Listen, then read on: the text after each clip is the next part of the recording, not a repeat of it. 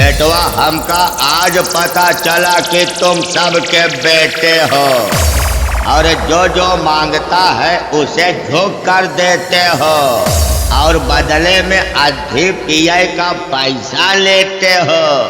भाग न से अभी सारे।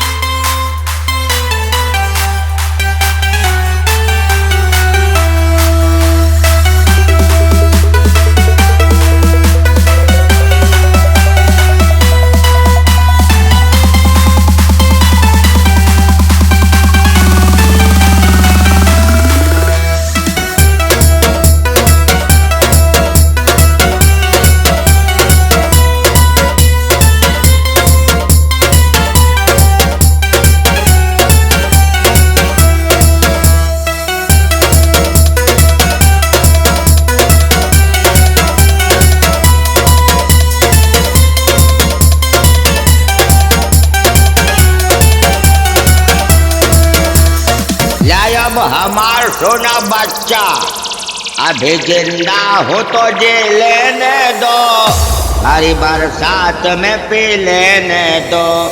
अरे बच्चा अब तू रहा जिंदा, काहे से हम तो का हराओ और तू हो गया शर्मिंदा।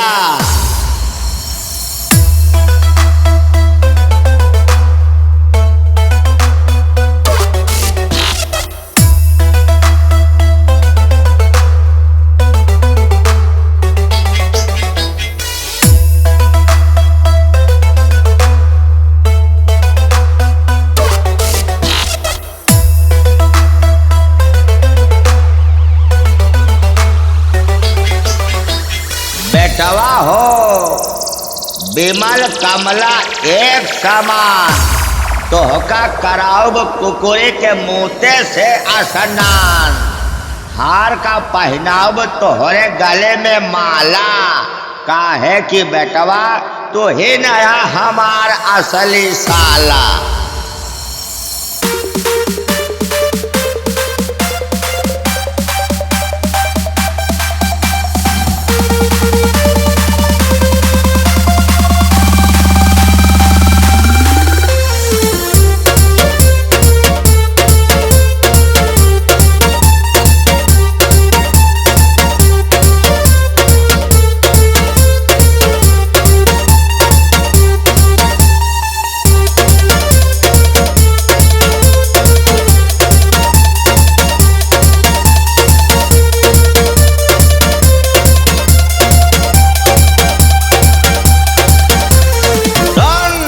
तोरे डीजे जैसा डीजे नहीं है, लड़ने का दिल करता है।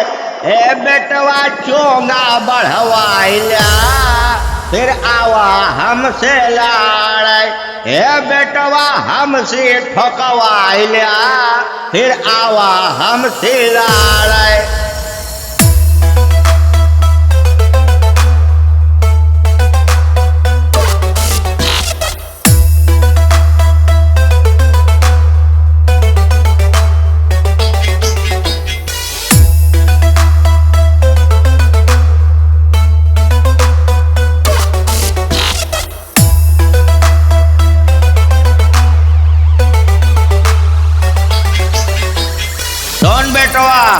जौने डीजे वाले के पड़ा आहत पीछे, वो तो पड़ा बा हमरे जूता के नीचे, तोहका हराय के हम लेब तोर हाल रे और मार के बिगाड़ देव तोहार चाल रे।